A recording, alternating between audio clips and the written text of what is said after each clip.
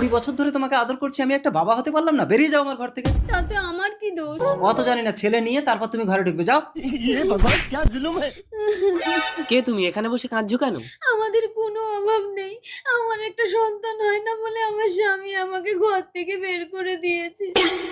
এদের অনেক টাকা আছে, ভদ্রলোকের সন্তানের স্বাদটা আমি মিটিয়ে দিই। আমি অনাথ, যদি আমি তোমাকে মা বলে ডাকি? তুই অনাথ?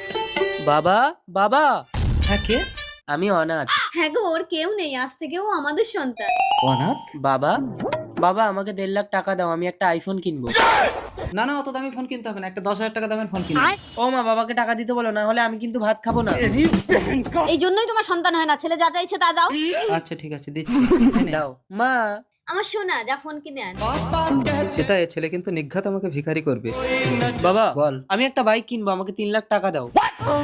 এই কি গো? ছেলের বায়না মেটাতে পারবে না তো বাবা হয়েছে কেন?